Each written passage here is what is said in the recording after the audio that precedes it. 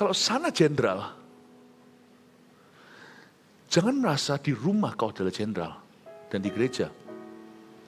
Jangan.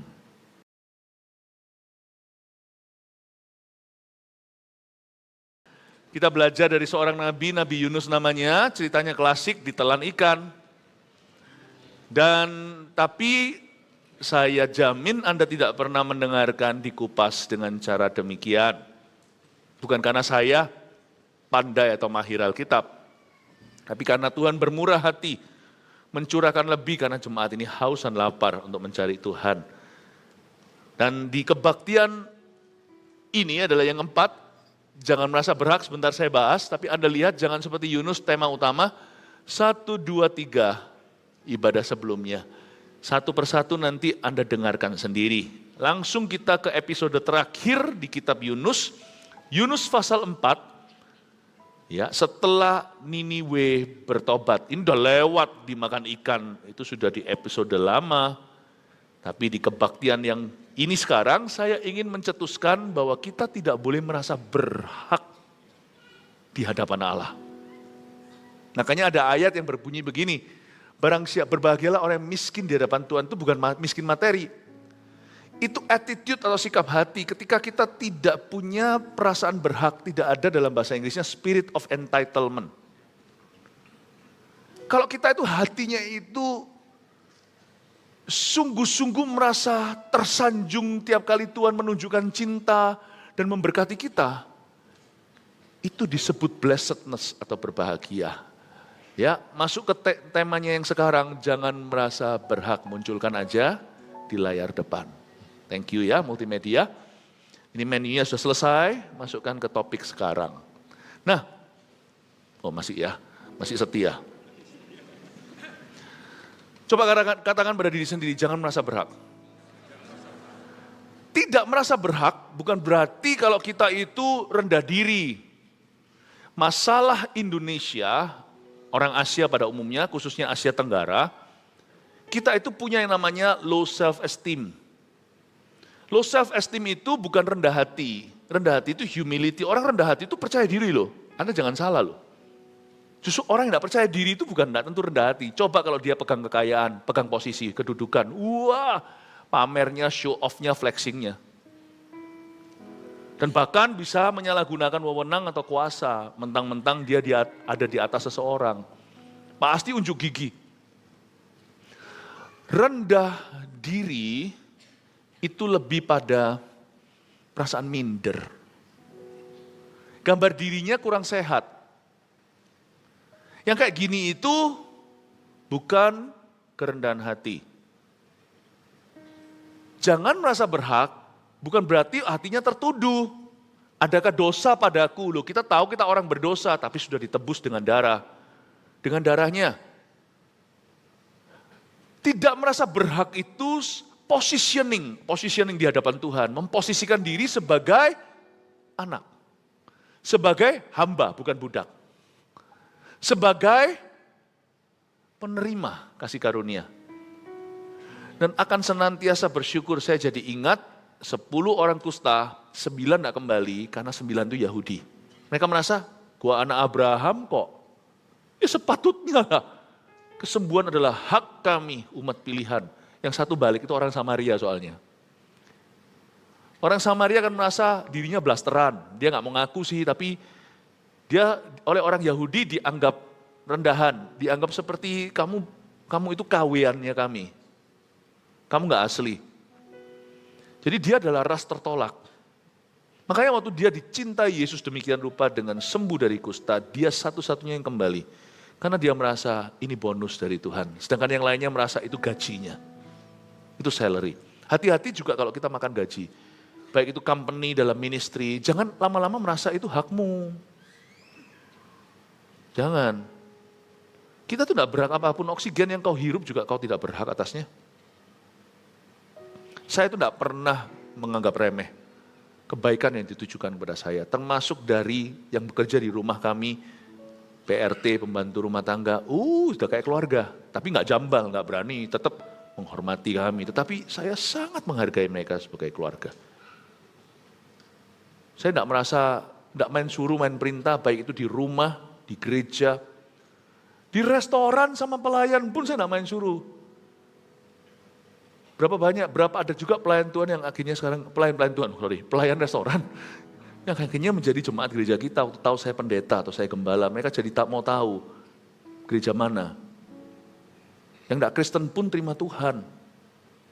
Karena kami menghargai, makasih ya Mbak, makasih. Nggak pernah disenyumi kayak gitu. Emangnya kita kira selalu yang membuat happy itu tips doang? Manusia itu bukan terbuat dari kaleng dan minum oli. Manusia itu juga perlu apresiasi. Buktinya ada orang yang kerja di company A, bayarannya lumayan. Company B kurang lebih malah lebih rendah. Dia berani pindah loh, karena di sini kondusif suasana kerja. Saya nggak ajari kita untuk gampang menyerah ya. Jadi generasi strawberry dipencet langsung cair. Ya kan, dikit-dikit perlu healing mental health. Wah, apa-apaan sih? Rapuh banget, terus lompat. Terus mau akhiri hidup, ngapain begitu? Orang zaman dulu bahkan yang gak kenal Tuhan pun jauh lebih tegar kok. Ya, saya ingin Anda untuk mengerti satu poin ini sederhana bahwa tidak merasa berhak itu tidak sama dengan orang yang minder. Tapi tahu diri di hadapan Allah. Dan tahu diri di hadapan sesama. Orang yang bisa punya attitude seperti ini. Orang yang kerja sama dengan dia happy benar. Orang yang bekerja di bawahnya, bekerja untuknya sangat bahagia. Dan orang yang mempekerjakan dia juga akan sangat senang. Semoga Anda bisa melihat. Nah sekarang kita melihat dari cerita Yunus, saya akan kupas satu persatu. Mari kita lihat lebih dahulu. Yunus pasal 4 ayat 1. Setelah perut ikan, lalu pertobatan Niniwe ya. Nah masuklah episode terakhir. Tetapi hal itu sangat mengesalkan hati Yunus. Marahlah ia. Dan berdoalah ia kepada Tuhan katanya. Siap ya? Saya baca ini. Kudu mau tutup mata waktu saya membaca Alkitab. Saya sering membaca Alkitab itu dengan mengucapkannya lewat mulut saya, bukan hanya baca dengan mata. Waktu saya baca ini, kudu mau tutup telinga. Ini orang ya kurang ajar sekali doanya. Coba lihat lagi ya. Katanya, ya Tuhan, bukankah telah kukatakan itu ketika aku masih di negeriku? Haven't I told you? Wih, pangkat benar nih Nabi, lebih pangkat dari Allahnya nih. Aku kan sudah ngomong kan. Ini Tuhan dimaki-maki. Wih, ini kegilaan. Lanjutin nanti. Aduh, saya tetap harus baca kan ini firman Tuhan. Tetapi miris saya hatinya untuk Tuhan. Bukankah telah kukatakan itu ketika aku masih di negeriku? Itulah sebabnya maka aku dahulu melarikan diri ke Tarsis. Sebab aku tahu bahwa Engkaulah Allah yang pengasih dan penyayang, yang panjang sabar dan berlimpah kasih setia. Serta yang menyesalkan malapetaka yang hendak didatangkannya. Berhenti sebentar di sana. Lompat cerita, karena Anda tidak ikut kebaktian 1, 2, 3. Ini lucu nih Nabi. Biasanya kita sebagai pendeta, pengkhotbah, kita itu takut kalau pelayanan kita kurang efektif. Berhasil nggak nanti ya? Mempan nggak nih firman? Orang bertobat nggak? Atau hidup manusia berubah atau tidak? Kalau kita takut kita nggak efektif, Yunus takut kalau dia terlalu efektif. Dia nggak mau dari awal pasal 1 adalah karena dia tahu Tuhan itu maha kasih penyayang dan Tuhan yang suruh dia firman tidak akan kembali sia-sia. Dia takutnya nanti kalau dia kalau dia menjadi penyambung lidah bibir Tuhan, dia menyalurkan firman ini, negara musuh yang dia benci dan juga yang bangsa Yahudi benci, Niniwe itu akan bertobat, berbalik pada Tuhan dan diberkati, serta diampuni. Dia tahu, dia pasti akan berhasil. Makanya dari tadi saya terus jelaskan kalau Yunus ini imannya perlu kita contoh, kasihnya jangan. Dia kurang di departemen kasih, padahal kasih yang terbesar.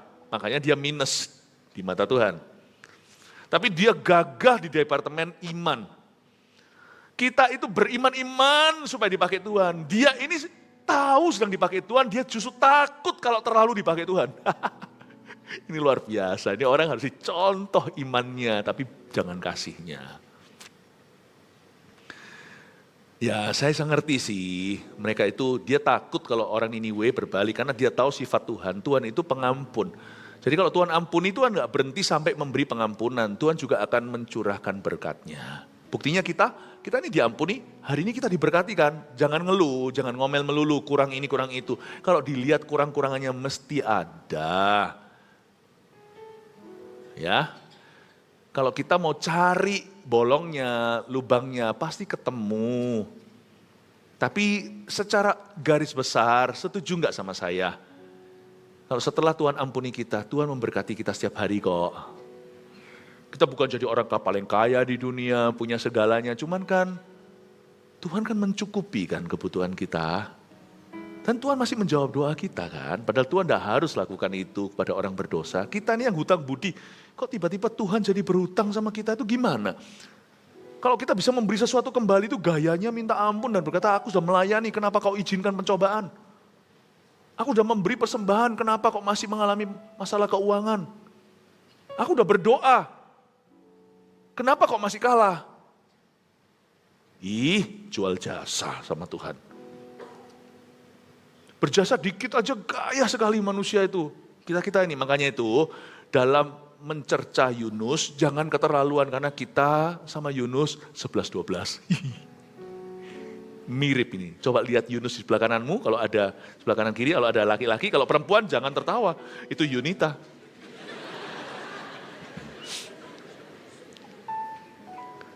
Amin. Dan Anda tahu ya, Yunus ini imannya dahsyat tapi kasihnya, dan dia punya sikap hati yang terbolak-balik dia ini. Makanya doanya dolak-dalik. Karena prioritas, karena hatinya bolak-balik, terbolak-balik tuh. Pengenalannya akan Tuhan. Baca lagi ayat 1, lalu saya jelaskan. Tapi hal itu, hal apa? Keselamatan orang Niniwe. Bangsa yang menjajah umat pilihan Allah. Yang membunuh banyak ibu-ibu, bapak-bapak, tante mereka. Tapi hal itu sangat mengesalkan hati Yunus ketika melihat Niniwe bertobat. Pertobatannya totalitas. Dan Tuhan tidak jadi menjatuhkan hukuman. Tuhan tidak jadi.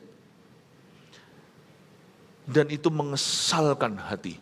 Kalau Anda baca, tapi hal itu sangat mengesalkan hati Yunus, lalu marahlah ia, kata marahlah di situ, dalam bahasa Yahudinya, bahasa Ibraninya, he became furious hot. Bukan cuma sekedar marah, mama marah lo ya sama kamu, mama marah lah, itu bukan. Ini marahnya itu sampai banting-banting piring, gebrak-gebrak meja, lempar-lempar beling. Ini marahnya itu kayak gitu, marahnya orang gila. Kata, and he became angry, itu bukan angry tapi emosi lepas kendali terhadap Tuhan. Anda mau tahu hati Anda di posisi benar atau salah, lihat dulu apa yang membuatmu marah hari ini. Marah di gereja, dalam pelayanan, marah di tempat kerja, marah dalam kehidupan, di dalam rumah tangga. Gampang introspeksi kalau Anda dan saya mau tahu kita ini berada di mana hati kita, coba dicek apa yang membuatmu marah. Kalau yang membuatmu marah adalah kelihatan setan betul-betul bekerja dalam kehidupan orang-orang yang kau cinta, nah marah itu dilampiaskan, itu bukan emosi, tapi membuat kita berdoa. Kalau kita melihat marah karena ketidakadilan, tapi kita tidak pakai cara kedagingan untuk menghadapinya.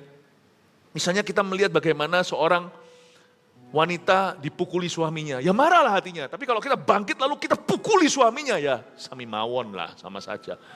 Anda lihat maling ayam dikeroyok satu masa, ada juga yang mati karena mencuri Brownfit, mencuri sepeda motor, dihajar satu kampung. Kalau saya jadi polisinya tak tangkap semua tuh satu kampung. Karena yang salah memang dia curi sepeda motor, dia harus dihukum. Tapi bukan berarti kau berhak membunuh orang lain.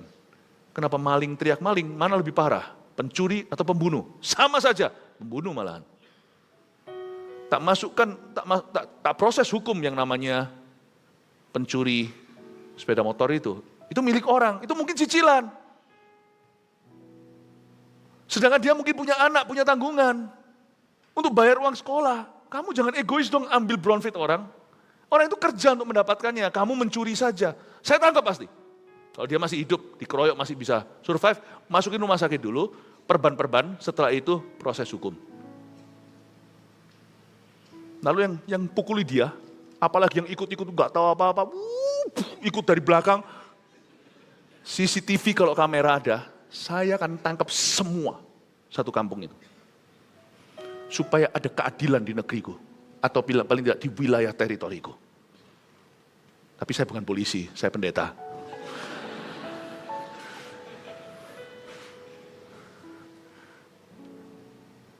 Anda nangkep ini ya. Marahlah dia. Tapi kalau saya jadi Tuhan ya, emosi loh. Kalau ciptaanku kayak begini, kalau umatku seperti ini, tapi Tuhan itu loh, lihat ya, beda level sama kita. Anehnya manusia yang emosian itu suka menuduh Allah sedang marah sama dirinya. Sana marah-marah, jangan ajak-ajak Tuhan lah. Yang marah sana kok Tuhan selalu dituduh sedang emosi dengan you. Tuhan itu lebih banyak sabarnya. Saya ikut Tuhan puluhan tahun ya, boleh dikatakan Tuhan marah sama saya sekali. Ya karena Pastor Philip kan good boy, oh belum kenal sama saya. Kalau Tuhan bisa selamatkan saya, Tuhan bisa selamatkan Anda, siapa saja. Saya ini orangnya bandel pol sama Tuhan. Ini semua produknya kasih karunia, bukan karena saya yang baik. Tapi hal itu sangat mengesalkan hati Yunus, lalu marahlah ia. Apa yang membuatmu marah? Dan berdoalah ia kepada Tuhan katanya. Doa lagi, doa kita tetap didengar Tuhan, dipanjatkan dalam nama Yesus apalagi, tapi doa kita nggak tentu benar. Tidak semua doa itu diterima Allah, didengar ya, tapi tidak semua didengarkan. Semua doamu pasti kedengaran, tapi tidak harus didengarkan oleh Tuhan. Doa kita itu bisa salah, tapi Tuhan itu maha kasih penyayang untuk meluruskan. Berdoalah ia kepada Tuhan katanya, ya Tuhan, bukankah telah kukatakan itu? I told you. Anak jatuh, mamanya bilang pakai mata, mama sudah beritahu. Nah, itu. Tahu rasa lu, kan sudah kuperingatkan sebelumnya. Kita harus tahan ya sebagai orang tua. Kalau anak kita salah padahal kita sudah peringatkan, ya rangkul dulu perban-perban, setelah itu Anda didik dia. Bukankah telah kukatakan itu ketika aku masih di negeriku? Nah memang ceritanya Yunus itu pergi ke luar negeri kan ke Niniwe itu. Niniwe itu daerah Iran situ. Dulu adik kuasa. Itulah sebabnya maka aku dahulu melarikan diri ke Tarsis. Tunggu, betul sih. Gini ceritanya. Dia lari ke Tarsis dengan cara naik kapal di Yafo. Kota pelabuhan, dia naik ferry ke situ. Jadi dia memang berkata jujur, kalau dahulu dia melarikan diri ke Tarsis. Tarsis itu lawan arah. Misalnya jikalau Niniwe itu ke A, Tarsis itu ke Z. Kalau satu ke timur, satu ke barat. Itulah sebabnya maka dahulu aku melarikan diri ke Tarsis. Loh, bukannya lu sudah bertobat? Kalau Anda baca di pasal sebelumnya, yaitu di pasal 2, itu adalah doa pertobatannya. Sorry ya Tuhan, aku melawan. Sorry, aku mengambil arah yang berlawanan dengan Tuhan. Itulah sebabnya maka aku dulu melarikan diri ke Tarsis. Ternyata berarti pertobatannya nggak sungguh-sungguh dong, nggak tulus kan? Bukan sih, manusia kerap kali berubah. Bertobat, lalu pelin-pelan, lalu menyesali pertobatannya, itu kitalah. Yunus ini bukan berubah setia, tetapi dia itu nggak tahan iman. Kenapa hatinya itu terus up and down? Karena positioningnya salah. Dia beranjak dari merasa berhak. Dia biasanya orang yang merasa berhak itu lupa dosanya yang diampuni oleh Tuhan. Nah, itu seperti malin kundang atau seperti kacang yang lupa kulitnya. Itulah masalah orang yang merasa dirinya layak. Loh, kita merasa layak itu harus karena alasan yang tepat. Boleh nggak kita merasa layak? Loh, kalau saya nggak merasa layak, nah misalnya sebagai hamba Tuhan nih, waktu melayani orang kelepasan, Ya, waktu terjadi orang manifestasi itu kalau orang Kristen yang masih hidup kompromi, dia pasti nggak merasa layak. Dia mau tengking setan itu, setan pun bisa kerasa. Setan nggak mau tahu, tapi dia bisa kerasa imanmu. Dalam nama Yesus, keluar ya, tolong ya. Nggak ada authority, nggak ada otoritas. Karena dia tahu, dia nggak berhak. Karena dia tahu di hatinya, dia ada simpan dosa. Takut kalau dia tengking setan, setan itu masuk ke dirinya. Atau kalau dia perintahkan setan untuk pergi, setan itu tidak akan menurutinya. Masuklah satu orang Kristen yang lain. Penuh Roh Kudus, tidak tertuduh dosa. Tidak menyadari akan sebuah dosa yang dia simpan secara sengaja. Masuklah dengan suara yang lantang berkata, iblis, keluar kamu dari orang ini.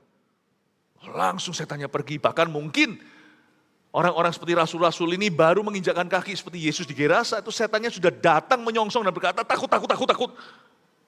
Usir aku ke babi. Bigul juga gak apa-apa.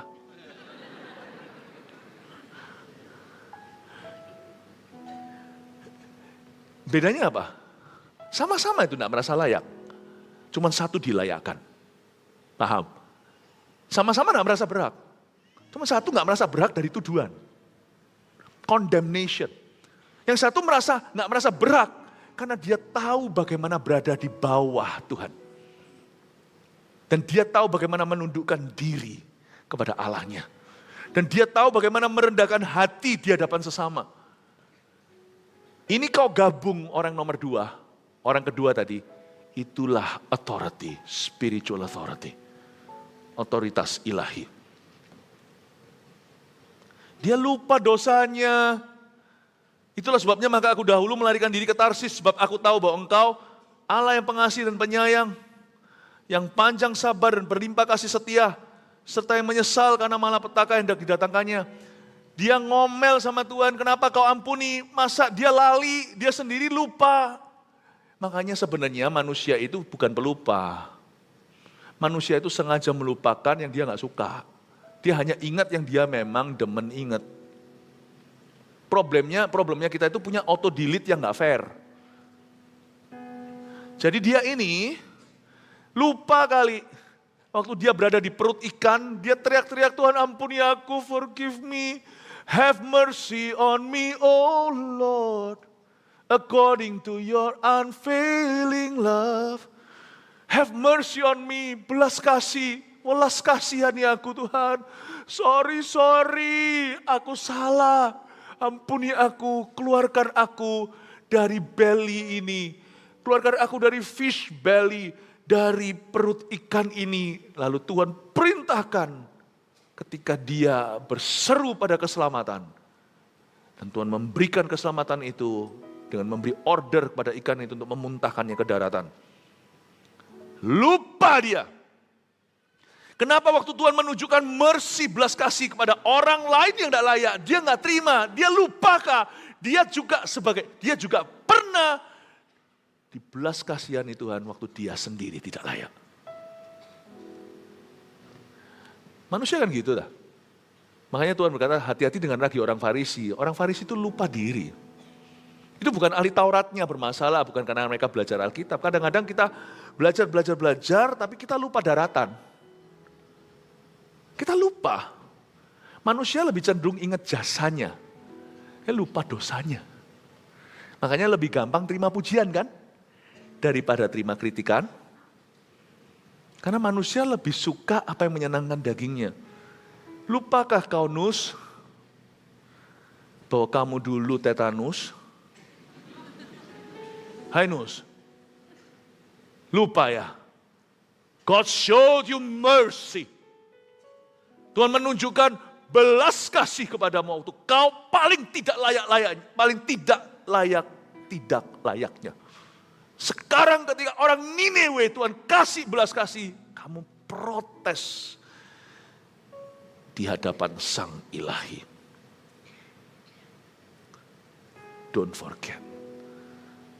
Mau jadi pendeta pun misalnya kalau dalam pelayanan ministry, mau jadi siapapun Anda dikagumi sana sini, hati-hati. Ingatlah who you once were, who you used to be. I still remember sampai hari ini. Masih ingat sekali. Saya itu siapa sebelum Kristus? Atau saya itu apa? Saya nggak pernah lupa. Itu yang membuat saya selalu benteng-bentengan kembali lagi ke point one. Selalu membawa saya ke ground zero. Saya membangun pelayanan saya tidak jauh dari itu. Kasih mula-mula namanya. Kasih mula-mula tidak mungkin terjadi kalau Anda melupakan mula-mula Anda. Jangan lupa. Dia ke Tarsis, nggak masa lupa apa yang Tuhan lakukan. Coba lihat ayat 3. Ya. Ini yang sekarang lagi marak di dunia, roh bunuh diri. Jadi sekarang ya Tuhan, cabutlah kiranya nyawaku. Wah. Karena lebih baik aku mati daripada hidup melihat semua adegan inilah ceritanya. Melihat bagaimana orang Niniwe diampuni secara massal. Dan bagaimana Tuhan tidak jadi menunggang balikan. Sekarang Tuhan cabutlah kiranya nyawaku. Another thing, kalau mau kenal diri sendiri ya introspeksi, mau eval diri, evaluasi. Satu, Anda bisa juga mencari tahu apa yang membuatmu marah. Selain itu, apa yang membuatmu kehilangan harapan hidup. Apa yang membuat Anda kehilangan gairah hidup, semangat hidup. Apa kira-kira? Apa kata orang? Nah, berarti Anda masih hidup untuk apa kata orang. Kalau orang ngomong apa, perlakuan mereka lalu membuat Anda jadi lemah lunglai, membuat Anda jadi tidak nafsu kerja, tidak kepingin pelayanan. It's very good that you experience that. Mungkin itu dari Tuhan, untuk menunjukkan bahwa sebenarnya itu ada di hatimu. Pujian manusia, pengakuan. Saya bersyukur Tuhan itu yang paling ngerti kryptonite kita kalau kita belajar, kalau kita lihat film ini, Superman ini, Man of Steel atau manusia baja.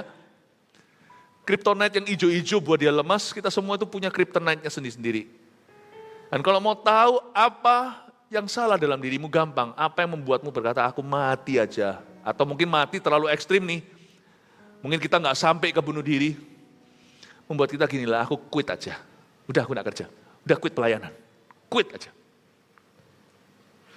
Udah cerai. Padahal pasangannya gak selingkuh. Coba bayangkan. Kita jangan merasa berhak. Perasaan berhak itu bahaya sekali. Karena itu posisi yang lemah. Itu membuat kita itu gampang ditendang dari bawah oleh setan dan mudah goyah. Tapi orang yang merendah di hadapan Tuhan, yang flat before the Lord, yang sungguh-sungguh betul-betul tersungkur di kakinya, itu bukan posisi jasmani, tapi posisi rohaninya. Berbahagialah orang yang miskin di hadapan Allah, itu orang yang mudah terpukau dengan setiap kebaikan yang terkecil yang dia rasakan. Setiap tetesan kemurahan itu membuat dia jadi wow, terkagum-kagum. Bukan kayak yang kiri sudah pernah naik dosisnya untuk dilayani, untuk dihormati. Gini aja. Kita kalau sudah pernah merasakan layanan bintang 5, pergi ke bintang 3, rasanya apa ini? Jangan kau biasa, boleh kalau tamasya, tapi jangan sampai merasuk dalam sifatmu. Saya pernah sekali, ini dijamu orang sih ya, ada acara mereka, masuk ke hotel itu pun beda ternyata. Masuk disapa di depan, udah tahu histori saya jadi takut. Padahal di sana ada berapa? Hotel pencakar langit kok, itu di luar negeri. Masuk dalam kamar saya, sudah ada foto saya. Kamu dari mana dapat fotoku? Bisa tahu pelanggannya satu-satu, bisa tahu itu kayak hospitality-nya. Wow. Keluar sebentar dari kamar, turun ambil sesuatu, naik ke atas, tisunya sudah ditekuk, dilipat, silang begini, dikasih plaster, dikasih stiker. Saya bilang, wow. Saya berkata, terima kasih untuk pengalaman ini, berkatilah orang yang menyediakan. Aku enggak minta yang ginian, aku berdoa, I have the gift to enjoy it. Aku punya karunia untuk bisa menikmati. Di situ kami tinggal 2 malam karena ada urusan. Tapi saya berdoa, Tuhan setelah 2 hari ini, jangan ini merasuk ke hatiku bahwa aku harus diperlakukan gini di setiap hotel atau di dalam kehidupan. For the Son of Man, karena anak manusia datang untuk melayani, bukan untuk dilayani. Jangan sampai merasuk. Kalau sana jenderal, jangan merasa di rumah kau adalah jenderal dan di gereja.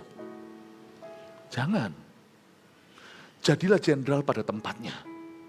Jangan sampai itu merasuk ke sifatmu karena Tuhan berkata berbahagialah orang yang miskin di hadapan Allah. Ini bukan poverty atau roh kemiskinan. Ini blessed is the man who is poor before his God. Luar biasa loh, berbahagialah orang yang miskin di hadapan Allah. Sebab barang siapa merendahkan hatinya akan diangkat, ditinggikan. Tapi barang siapa meninggikan diri, Tuhan akan jatuhkan. Kesombongan adalah permulaan kejatuhan. Dan kepada orang yang rendah hati, Tuhan tunjukkan belas kasih, mercy. Tapi kepada orang sombong yang congkak, Tuhan tentang sampai ke wajahnya. Kalau Anda adalah seorang bos, Anda adalah orang yang berhasil dalam dunia bisnis. Puji Tuhan untuk keberhasilanmu. Tapi jangan sampai keberhasilanmu merasuk dalam kerohanianmu. Itu tetap adalah fasad luar. Rumah itu tampilan luar. Dalammu tetap harus poor in God's eyes. Dalammu tetap harus miskin di hadapan Allah. Di bawah kami sekarang, di bawah saya misalnya. Berapa banyak orang yang saya pimpin. Sekretaris saya sendiri ngasih air aja. Saya kata thank you. Aku gak mau ngerepotin. Sekretaris saya, thank you. Orang-orang yang kerja sama dengan saya, bukan kerja sama, yang kerja bersama dengan saya di kantor. Itu yang kelihatan kami sehari-hari aja, tahu kami tidak bosi. Ini beberapa ada di sini. Kalau saya bohong, mereka pasti berkata, bohong. Tak ada. I conduct myself so carefully before my God to always walk in His favor day by day. Bahasa Inggrisnya gitu, bahasa Indonesianya gimana ya? Konduktor itu loh. Saya mengkonduktor hidup saya demikian rupa dalam irama yang Tuhan mau, supaya saya bisa berjalan tiap hari dalam kasih karunia yang baru. Dan konduktor itu bukan di hadapan Tuhan, karena kalau kita itu lembut di hadapan yang orang-orang yang ada di atas, itu semua orang bisa, bahkan orang menjilat. Tapi kalau Anda lembut sungguhan, meek and humble kata Yesus, belajarlah dari aku kata Tuhan, sebab aku lemah lembut dan rendah hati, tunjukkan kepada orang di bawahmu. There we go. Itu baru the true test. Di sekolah kalau kita kelihatan ada satu grup orang yang cowok mungkin, ya pemain, mereka adalah atletnya sekolah, atau yang cewek semuanya yang pom-pom girl. 1, 2, 3. Gak tahu ya, saya sudah gak sekolah jadi gak tahu apa yang relevan. Wah, ada cewek-cewek yang di sekolah itu wanita itu adalah siswi-siswi atau mahasiswi-mahasiswi yang populer. Semua orang baik sama mereka. Ya biasalah, karena ingin diterima. Keren, Sigma. Ya. Ini AI susu-susu. Ya. Tante-tante, bapak. Enggak apa itu ya. Ya. Jadi biasa. Tapi kalau ada nerd kutu buku di sebelahmu, kau anggap enggak? Itu yang Tuhan lihat. Bukan kepada yang keren kau mengabdi. Kepada orang yang lebih lemah daripadamu. Menunjukkan sisi sesungguhnya dirimu. Orang di bawahmu. Hari ini yang saya pimpin langsung di dalam kerjaan. Ratusan. Everyone is like a little God to me. Masing-masing seperti a little God, seperti Allah kecil dengan A huruf besar, dengan A huruf kecil, tidak mengidolakan, tidak memberhalakan, bukan, tapi kuanggap mereka seperti perwakilan-perwakilan Allah di dekat saya. All of them. Termasuk sama anak kecil.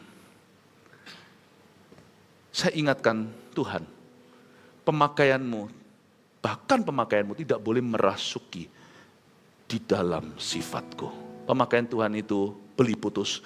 Kalau hari ini aku masih dipakai oleh Kristus, saya berkata puji Tuhan. Malam nanti saya tidur, saya berkata thank you Tuhan mau memakai aku sehari lagi. Padahal saya nggak merasa Tuhan itu berkewajiban untuk memakai saya hari ini. Jadi besok kalau saya dipakai lagi, wow, kayak orang yang pelupa gitu loh. Wow, dipakai lagi minggu depan nanti. Kalau saya berkhotbah di GMS Rooftop nih minggu depan streaming ke mana-mana gereja kita. Wow, minggu depan aku dipakai lagi. Wow. Bukan, ya iyalah nama saya gembala sidangnya ya, harus saya yang jadi berkat.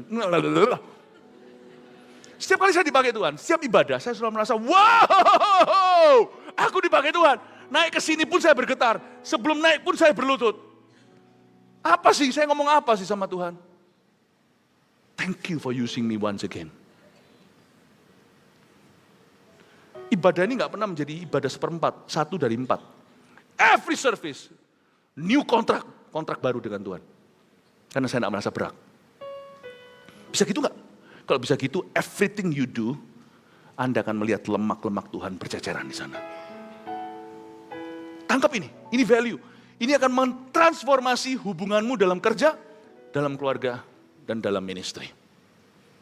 Ini yang jarang dimiliki sekarang oleh dunia, bahkan di dalam gereja. Value ini mulai missing. Bukannya a little God, tapi banyak orang yang memimpin hari ini menjadi God. Menjadi Tuhan. Don't do that. Saya ingin sekali untuk Anda mengerti bahwa kita tidak pernah berhak.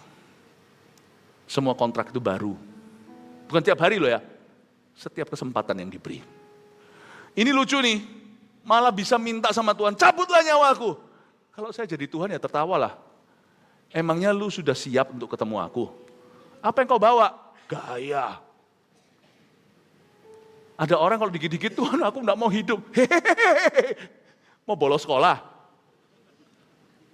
Justru orang yang berdoa, aku mau mati saja, dibuat Tuhan hidup lama. Supaya jerah. Sungguhan loh. Jadi lain kali kalau ada orang ulang tahun, jangan panjang umurnya, nah, malah pendek nanti. Pendek umurnya, pendek panjang malahan. Enggak juga ya, jangan nyanyi gitu nanti bisa disalahpahami, disalah ngerti, bisa dimarahi itu sama keluarganya. Tapi intinya adalah jangan kira dikit-dikit minta mati. Are you worthy to die now? Itu sama dengan orang yang sudah berhutang. Misalnya ada orang hutang 1 miliar sama Anda. Lalu orang itu berkata, ya sudah, lupakan hutangnya. Lu lupa, gua gak lupa. Sorry ya. Sana lupa, enak aja. Udah gitu, suan lelah dalam bahasa Chinese Mandarinya. Udah, forget it. Lu forget it. Soalnya kita penerima piutang itu. Yang utangin kita belum dapat return kembalinya. Jangankan bunganya, pokoknya pun belum. Mau mati. Tuhan punya investasi dalam hidup, mati di Golgota Kalvari, menyelamatkanmu dengan demikian rupa. Begitu banyak orang yang mendoakan, memupuki jalan hidupmu. Dengan air mata mereka, belum lagi mungkin mamanya pendoa, lalu gerejanya, jemaatnya, gembalanya doakan, ajak terus, diteleponi lagi sama CG, gitu. Mau mati sekarang. Sampai sana koma, nggak tak cabut tuh selangnya, hidup lebih lama. Balikin dulu utangmu. Aku doain gitu-gitu, mau mati seketika mau pergi. Enak aja. Pasang tuh selang. Kalau perlu, ambil itu selangnya yang di pom bensin itu. Masukkan ke hidungnya, colok di situ supaya dia hidup. Bangun, bukan karena aku mengasihimu, balikin utangmu. Aku doa untuk kamu terpakai Tuhan berakhir begini, tah. Aku doa supaya kamu gini mau mati. Bunuh diri gak jadi. Orang bunuh diri bisa mati, bisa jadi vegetable. Jatuh gak mati. Malah justru cacat seumur hidup. Minum racun, malah enggak, itu malah rusak otaknya. Lalu dia begitu, ngamuk lah kalau saya begitu. Aku doain kamu 3 tahun, atau 5 tahun, atau 7 tahun ku ajak kamu ke gereja. Gini aja kamu mau exit cabut, enak aja. Dokter, jangan cabut selangnya. 50 tahun kemudian suruh dia hidup kayak begini, balikin sen per sen tiap hari untuk doaku. Kok enak minta mati, cabutlah nyawaku. Permintaan apaan ini? Mulia kan, aku mau mati aja. ditampar sama malaikat. Doa apaan itu? Itu doa yang kurang pendidikan. Doa yang kurang pengetahuan. Itu doa yang selfish dan egois. Tapi Tuhan itu baik. Tuhan tidak marah. Tapi ayat 4, tapi firman Tuhan, layakkah engkau marah? Tuhan itu jawab dia dengan pertanyaan. Kalau Tuhan kasih pertanyaan, itu berarti Tuhan mau ngajarkan sesuatu. Waktu Tuhan lihat Adam dosa, Tuhan gak langsung tuduh dia. Tuhan tanya sama dia, siapa beritahu kau? Siapa yang memberitahu kamu kalau kamu telanjang? Wah, kalaplah dia. Akhirnya ketahuan ternyata bergaul sama setan. Lalu Habil setelah dibunuh, dia tanya sama Kain, Tuhan Maha tahu, di mana adikmu? Nggak tahu emangnya aku penjaga adikku? Loh, Tuhan nggak bilang iya atau enggak, udah tahu diri. Darahnya berseru dari tanah kepadaku. Waktu Tuhan Yesus datang dan melihat Bartolomeus berseru-seru, diusir-usir sama muridnya, Tuhan tanya, masa Tuhan nggak tahu lah? Yang buta kan bukan Tuhan Yesus, yang buta kan Bartolomeus. Tuhan malah tanya, apa yang kau ingin aku lakukan untukmu? Ya, semua orang tahu lah, orang buta pasti butuh untuk mendengar. Orang lumpuh butuh untuk melihat. Jangan gitulah. Ya orang buta butuh untuk melihat, tapi kenapa Tuhan tanya? Supaya sana clear mau apa, supaya nggak sungkan. Jangan sama Tuhan itu ngomong yang jelas. Doa itu nggak boleh pelin-pelan, sekali amin, aminkan. Tuhan tanya apa yang bisa kulakukan. Ingat ya Yudas mengkhianati Tuhan, dicium, lucu Tuhan. Atau dicium cipika-cipika, cup. Tuhan kata, Tuhan pegang. Terima ciumannya dulu, karena Tuhan itu maha kasih. Dengan inikah kau serahkan anak manusia? Harusnya Yudas langsung berlutut. Waktu Tuhan tanya, lututlah. Dan kata, sorry. Dia dalam hati terlanjur sudah. Belum. Karena dia tidak berbalik seketika, dia bunuh diri. Dan kematiannya cukup gelap kalau Anda baca di Kisah Rasul, ada dua dengan yang di Injil. Yang di Kisah Para Rasul dijelaskan lebih vulgar, di mana perutnya terbelah. Nggak mungkin orang gantung diri kok perut terbelah. Itu ada sesuatu yang salah secara supranatural. Atau dia jatuh waktu gantungannya, kalau jatuh ya dia nggak mati. Kenapa setelah mati dia baru jatuh? Paham maksud saya? Berarti talinya kuat, kalau enggak mungkin bisa cekik dia. Sesuatu yang supranatural terjadi, itu ada setan di dalam kematiannya. Saul, bukan Raja Saul, Rasul Saulus. Tuhan tanya, Saulus, kenapa engkau menganiaya aku? Wih, bagus sekali, bukan Saulus, awas lu, bukan. Saulus, why do you persecute me? Tapi Saulus tidak seperti Yudas, langsung bertobat di Damaskus, di Damsyik itu. When God asks you a question, He's about to teach you something. Kalau Tuhan bertanya sesuatu. Jadi jangan pernah tepis pertanyaan hatimu. Pertanyaan hatimu tidak boleh menjauhkanmu dari Tuhan. Termasuk pertanyaan yang seperti seolah-olah ragu tapi cari jawaban. Tapi kalau Anda tulus cari Yesus pasti ketemu jawabannya. Kalau Anda sudah pertanyaan, bawa itu ke Tuhan. Atau bawa kepada seseorang yang bisa dipertanggungjawabkan. Pada orang yang dewasa imannya, yang mature. Untuk bisa menuntunmu. Karena pertanyaanmu, biasanya lewat sebuah pertanyaan yang Tuhan taruh di hatimu. Itu akan membuatmu bisa mengenal Dia lebih lagi. Amin. Lanjut lagi sedikit ya. Ini kebaktian yang terakhir soalnya. Saya bisa terus sampai jam 11. Haleluya ya. Enggak. Anda mau, saya juga enggak tentu mau sampai jam 11.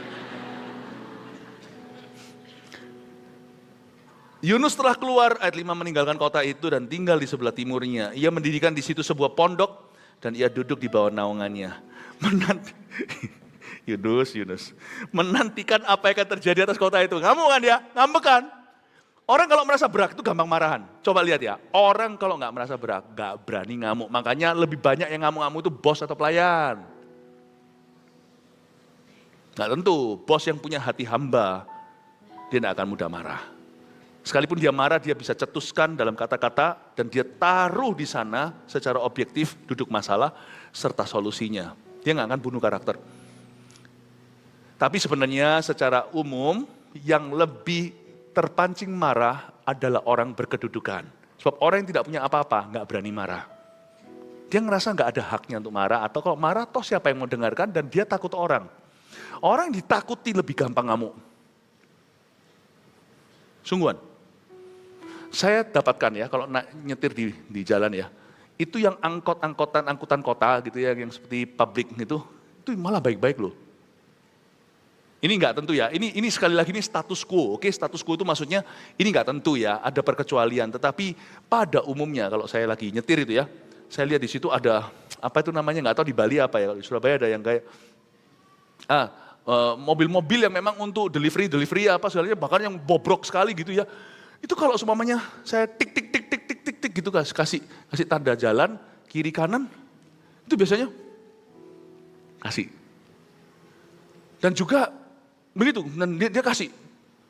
Dan tapi kalau semuanya mobil bagus Paul, saya mau potong karena memang saya nggak keburu masuk.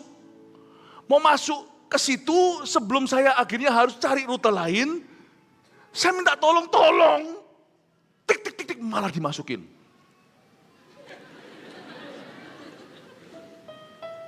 Dulu dia mungkin antar roti. Sekarang jadi pabrik roti. Dulu lebih mudah ngalah, jarang marah. Sekarang kalau disalip orang, klakson nyala. Orang yang sama bisa berubah karena berkat yang sudah dia terima. Bisa kerasukan berkat itu. Tangkap ini? Karena itu kalau Anda dipakai Tuhan lebih dan diberkati, jangan kita lupa diri, tetap ingatkan dirimu, kita nggak pernah berhak atas berkat-berkat itu. Ini yang diajarkan di gereja, termasuk di gereja kita. Di sini semua jadi anak visi, semua dimuridkan. Supaya kita semua peduli amat strata kedudukan. Kita semua itu akan hidup dalam perkenanan Allah. Amin, jangan targetkan hidup dalam berkat. Berkat bukan target, perkenanan Allah. Bukan blessing, tapi favor. Semoga ini bisa Anda tangkap. Ini lucu. Sekali lagi nih ya, tadi yang status quo ya, tapi jangan dijadikan peraturan ya. Anda akan, kadang-kadang kita salah total menilai orang. Ya, kadang-kadang salah total. Saya pernah lihat di jalanan ada orang yang bermasalah, itu mobil yang bagus, turun orangnya itu bantu. Ternyata saya baru tahu nantinya itu adalah jemaat GMS. Ya memang beda. Haleluya, kasih tepuk tangan untuk Tuhan. Kemuliaan bagi Bapa di sorga. Nggak tentu karena sudah dilatih begitu, nggak tentu ya. Please status quo, disclaimer. Jangan Anda itu merasa orang kaya miskin lalu ada prejudisme, diskriminasi. Nggak tentu, ternyata itu pilihan hati di setiap level kehidupan. Ya, orang nggak punya apa-apa sombong setengah mati juga banyak. Orang punya segala sesuatu tapi rendah hatinya minta ampun sampai kita ampun-ampun melihatnya, itu juga banyak. Nggak tentu, oke? Itu hanya ilustrasi. Paham ini? Lanjut. Yunus keluar meninggalkan kota itu, ngamuk kan? Lalu ia mendirikan di situ sebuah pondok dan ia duduk di bawah naungannya menantikan apa yang akan terjadi atas kota itu. Orang kalau merasa berhak bukan hanya gampang marah, tapi orang itu kalau sudah marah, ini biasanya kelakuannya, yaitu dia pasti akan memisahkan diri dari sesuatu yang bagus. Yunus memisahkan diri dari pekerjaan Allah, dia ambil langkah keluar, minggir dulu, keluar meninggalkan kota itu, tinggal di sebelah timurnya, ya, dia mendirikan di situ sebuah pondok, dan dia menanti di sana mengamati. Ini adalah satu peran yang tidak ada dalam kerajaan sorga. Penonton.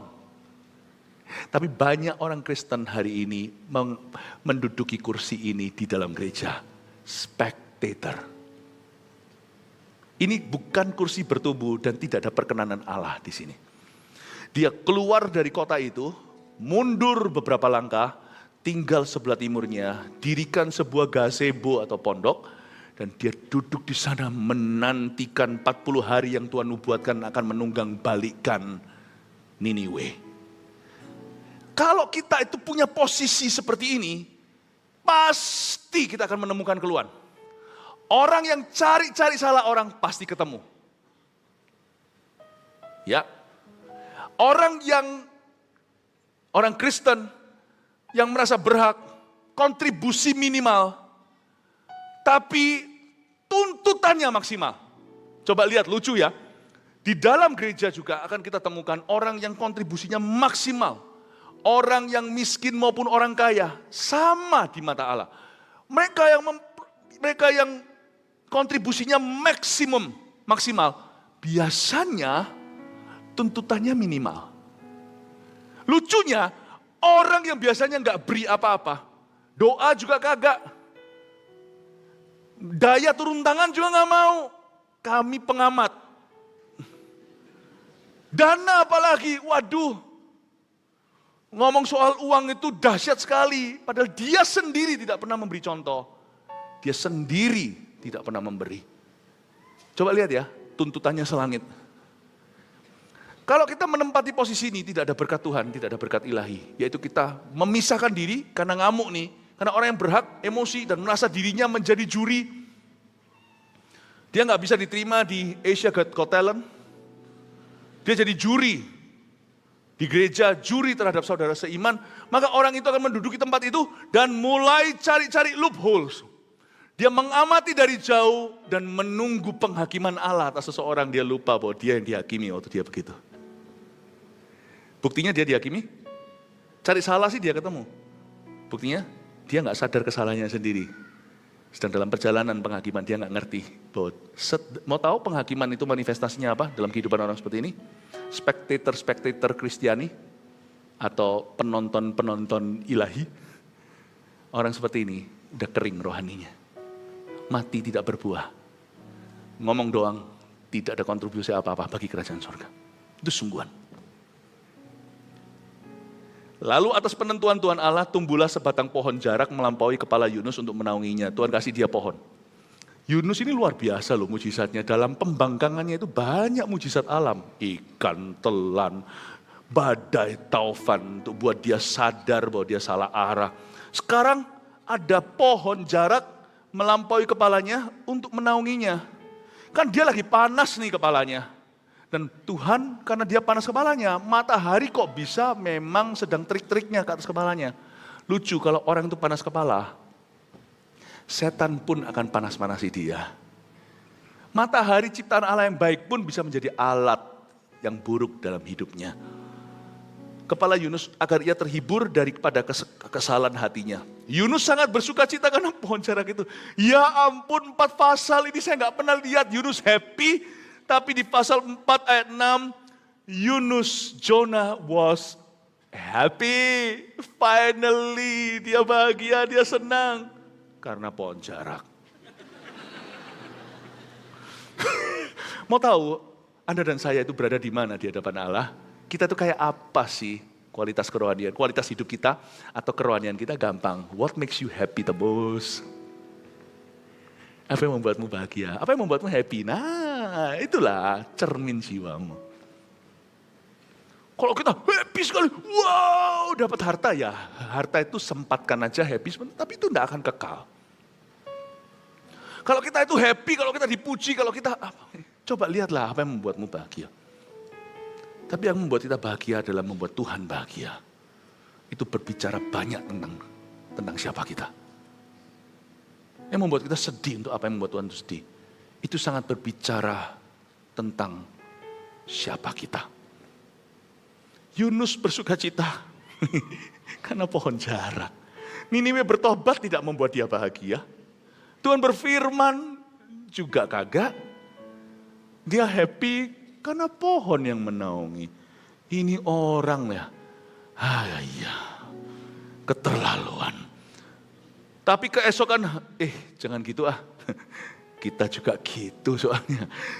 Jangan maling, teriak maling lah. Tapi keesokan harinya ayat 7 ketika fajar menyingsing. Besok pagi dia sempat tidur di situ.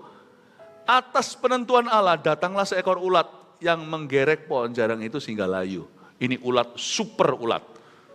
Dalam waktu sekejap hari itu juga pohon itu bisa dimakan habis. Ini hama. Tuhan kirim ke sana. Segera sesudah matahari terbit, maka atas penentuan Allah bertiuplah angin timur yang panas terik, sehingga sinar matahari menyakiti kepala Yunus. Lalu rebahlah lesu dan berharap supaya mati, mau mati untuk kedua kalinya. Kalau saya jadi Tuhan mati, sudah. Orang yang terus ya, kadang-kadang ya, saya dulu waktu pulang ke Indonesia tahun 98 itu, saya mulai dengan kerja dulu, jadi saya ngerti susahnya kerja dari bawah, kerja di sekuler. Mulai dengan bisnis kecil yang kami garap, dan akhirnya Tuhan berkati kami dalam sekejap, dalam 1 tahun itu 22 staff. Itu kan berarti kalau Anda bisa lihat berarti mulai sizable bisnisnya. Dan dari 22 staff itu, 1 Kristen, 21 bukan. 1 tahun kemudian, kurang lebih begitu. Pokoknya intinya 22 staf itu 21 jadi anak Tuhan. Nah, yang satu yang terdahulu menjadi terkemudian. Singkat cerita, 1 staf ini, yang Kristen tuh, saya malu loh. Yang Kristen lama itu malah gitu sifatnya. Gimana nih? Kita harus fair-fairan. Memang betul-betul Tuhan itu cinta orang berdosa. Jangan kau lihat orang Kristennya, lihat Kristusnya. Kalau lihat orang Kristennya, mungkin banyak orang kan muak. Tapi semoga tidak ditemukan hal itu di gereja kita. Justru di jemaat kita itu harusnya melihat tiang api, tiang awan lewat kehidupan kita, melihat garam dan terang. Kamu adalah garam bagi hidup orang lain, kamu adalah terang dunia bersama dengan aku, kata Tuhan. Singkat cerita, orang Kristennya gitu. Makanya saya bisa lihat bahwa Tuhan itu cinta. Jadi betul-betul kalau Tuhan menyelamatkan hari ini orang-orang Kristen kumpul, itu Tuhannya yang baik loh.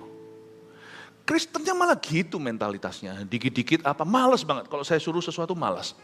Kan saya waktu dulu itu sebagai employer kan, saya kasih tugas, malas, delegasi. Jadi betul-betul dibawa-bawa itu yang dia pelajari sampai di tempat kerja delegasi.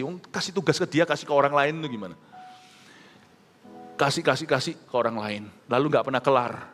Kerjaan yang saya kasih, yang kami kasih, harus kami follow up. Loh bukannya kalau saya kasih kerjaan, you yang follow up. Saya kasih kerjaan itu saya yang follow up. Gimana kemarin dong? Kalau gitu ya saya mendingan pekerjakan diri saya sendiri aja. Nggak perlu Anda. Kalau saya kasih kerjaan kepada Anda, saya yang harus follow up ke Anda. Mendingan hemat satu pekerjaan. Saya nggak usah follow up siapa-siapa. Karena saya pasti ingat diri lah. Karena saya waras. Tapi yang membuat saya betahan, bahasa Hokian. Dikit-dikit ngancem resign. Ini kayak gini, resign, mati. Suatu hari saya nggak tahan. Tapi saya nggak emosi, saya itu orang yang tenang.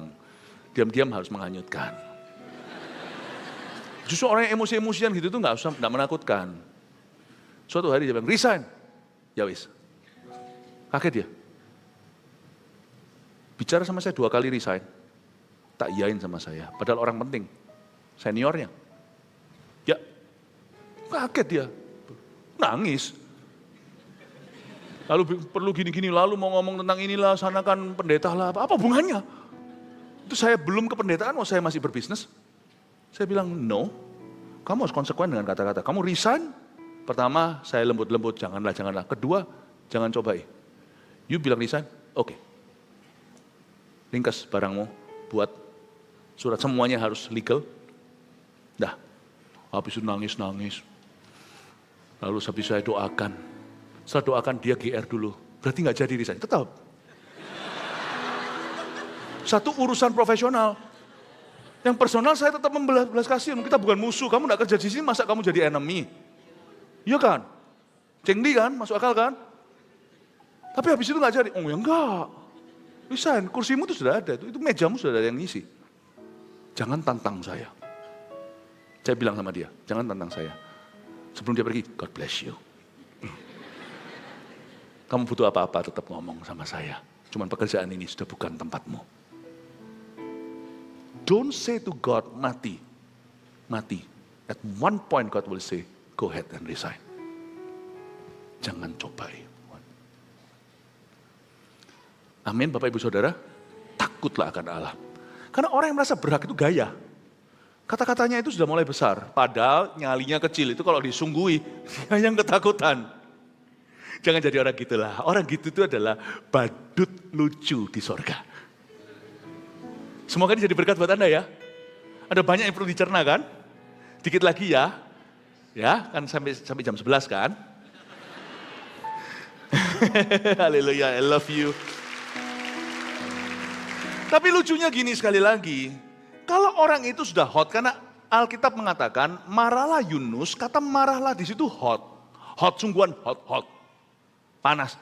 Orang yang hot, kepalanya aneh, angin yang hot pula, angin timur yang panas terik itu bisa tertarik ke kepalanya. Aneh. Orang itu kalau cari sesuatu untuk dia keluhkan, selalu dapat bahan omelan. Itu anehnya di situ. Kalau kita tuh negatif, selalu orang negatif itu cenderung datang ke kita dan menjadi rekan kejahatan. Partners in crime. Kenapa ya gosiper itu suka ketemu gosiper dan ketemu aja. Di ujung bumi itu bisa dijodohkan setan. Orang kepahitan selalu cari orang kepahitan. Justru kalau Anda kepahitan, cari orang kemanisan. Harus lawan dengan roh yang berlawanan. Lucunya lihat ya, orang kalau itu barisan sakit hati itu selalu kumpulnya sama batalionnya. Ya itulah, hot head attracts hot wind. Kepala panas, bertiuplah angin timur yang panas terik.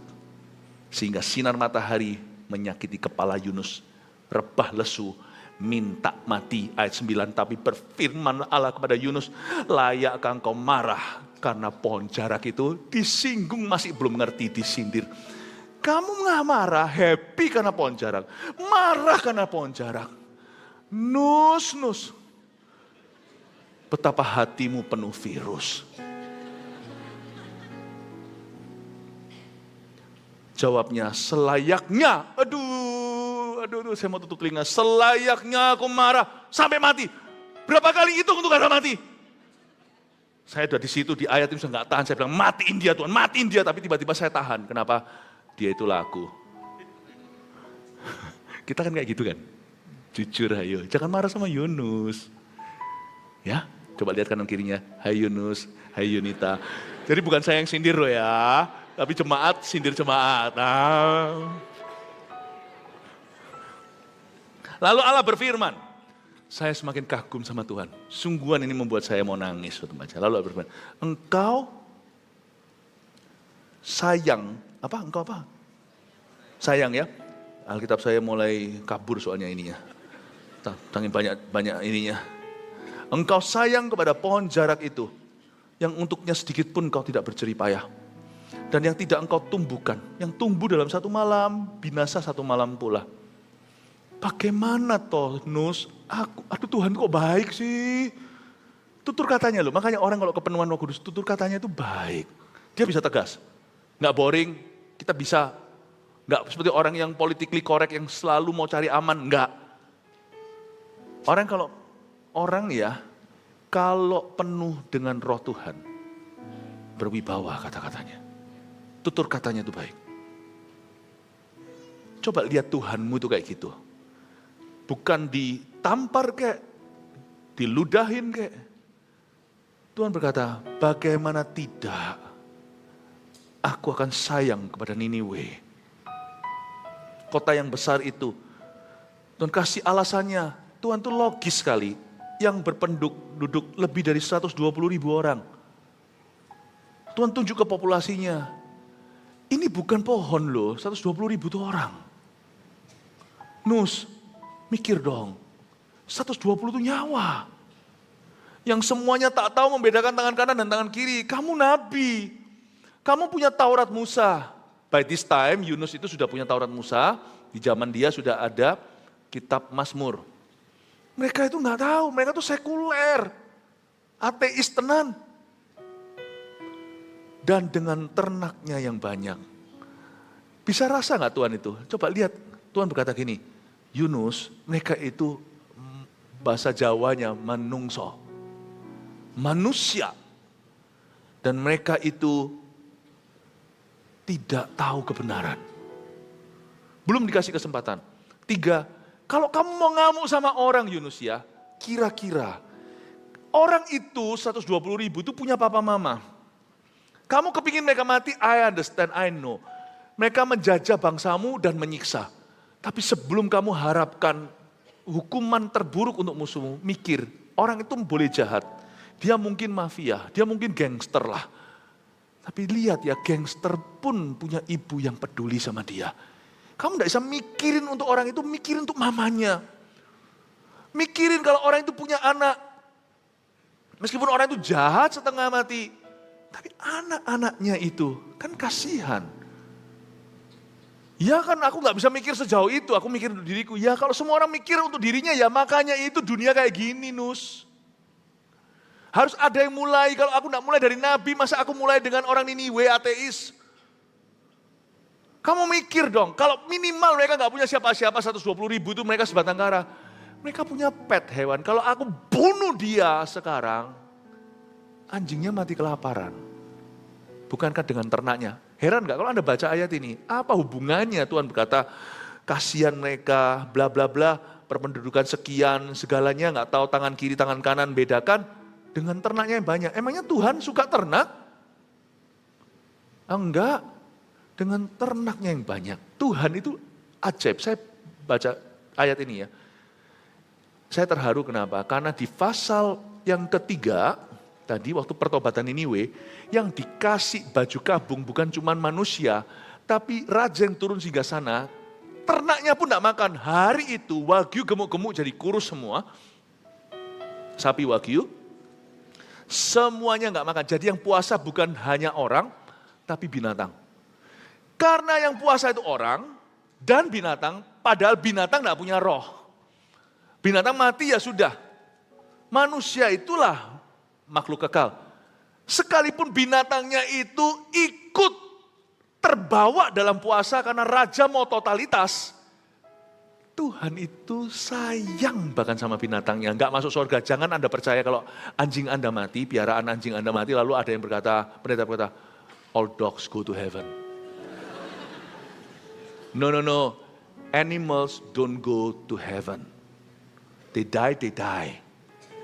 Mereka mati. Enggak kemana-mana. Tapi Tuhan tetap tunjukkan pedulinya, ternaknya yang banyak. Karena ternaknya dipaksa ikut puasa. Tuhan tuh cengli fairnya orang itu kayak gitu. Tuhan kita itu. Makanya itu kalau ada orang Kristen yang suka siksa ternaknya, hewannya, itu tidak mencerminkan Tuhan. Di Amsal dikatakan, orang yang merasa berhak gaya. Bahkan manusia pun dia bisa beli dikiranya. Semua jadi objek seks, objek apa. Tapi orang kalau tidak merasa berhak, dia ingat ayat di Amsal. Di Pengkhotbah, sesungguhnya manusia dan hewan itu unda-undi, nasibnya sama pada akhirnya. Yang membuat kita beda dari Heli guguk ya. Yang membuat kita beda dari Heli, itu karena kita itu punya roh. Anak Allah tidak mati untuk dunia flora dan fauna. Anak Allah mati untuk manusia, umat manusia. Sebenarnya kalau kita pikir-pikir, manusia tidak lebih baik loh dari hewan. Mikir coba. Manusia itu tidak lebih baik. Saya punya anjing dengan anjing satu lagi titipan anjing saya digigit. Sebentar lagi main bersama. Saya bilang manusia kok gak bisa kayak dogi ya. Baik sekali. Ada anjing yang satu lagi, yang anjing yang kecil selalu setia banget. Itu kalau sudah di depan kamar anak saya, dia tunggu di sana. Saya mau ambil dia sengaja rebahan supaya gak diambil. Karena dia mentang-mentang dia besar sekali. Anjing saya yang satu itu gemuk sekali. Jadi begitu setia saya bilang, kalau bisa kita setia seperti ini, kalau bisa jemaat sesetia ini. Karena saya pikir ya, kita gak lebih baik loh dari binatang. Mereka jauh lebih pri kemanusiaan dalam dunia mereka. Paham ya? Makanya kalau kita merasa kita itu gak berhak, kita kan jadi penyayang barang. Gak bayang orang, barang orang dipinjam gak kembali. Justru yang minjemin itu yang harus lagi telepon, sudah bisa kembali nggak uangnya. Tapi nggak percaya, malah dibentak. Siapa yang salah yang zaman edan nggak bisa bedain titik tangan kiri dan kanan. Yang minjemi uang yang salah. Ketika ditagih, ketika menagih. Lucu nggak manusia itu? Orang yang penuh dengan roh Tuhan pasti pecinta barang, tanggung jawab sama barang orang. Pasti pencinta alam semesta. Pasti dia akan perhatikan kehidupan ternaknya. Ada ayatnya di Amsal kalau ini. Dia nggak mungkin siksa-siksa kucing, potong-potong tangannya. Nggak mungkin kejam jadi orang. Kalau kita nggak berhak ya, merasa nggak berhak. Sama hewan aja kasih kita terasa. Cinta sih bukan kasih, terasa. Jadi keterlaluan, kalau kita menyebut diri kita Kristen, tapi sama orang kita perlakukan kayak binatang. Nah itu sudah keterlaluan. Sebaliknya, standarnya super tinggi. Sama binatang aja, kita bisa perhatikan seperti orang. Padahal kita tahu itu mati ya mati jadi debu tanah. Tidak ada nyawa rohnya. Betapa jatuhnya kau dan aku dari kemuliaan. Kalau sama orang kita perlakukan tidak lebih baik dari binatang. Ayat ini artinya itu. Berarti betapa jatuhnya standar moral gereja di akhir zaman. Sama sesama saudara seiman aja bisa jak uang orang. Padahal itu mungkin biaya makan anaknya, popoknya, itu mungkin uang sekolahnya. Betapa parahnya orang Kristen yang bisa memanipulasi samanya. Sama binatang aja kita memperhatikan bak orang. Sama orang kita perlakukan seperti binatang. Itulah ngerinya orang yang hatinya merasa berat. Semua jadi objeknya dia. Tapi ketika hati kita tidak merasa layak, semua jadi subjek kita. Di mana kita bisa memperlakukan sebaik-baiknya untuk Tuhan. Jangan injili binatang, binatang tidak ada nyawa.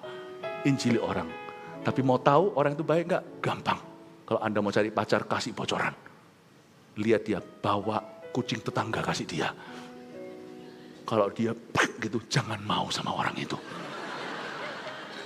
Kalau sama anjingnya takut tapi dia bisa respect, ya yang gitu kayaknya tidak akan melukaimu.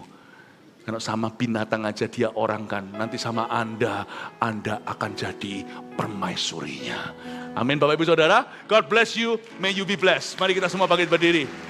Thank you sudah sabar-sabar untuk mendengarkan pengajaran ini sampai overtime segala. Siapa diberkati? Haleluya, God bless you ya.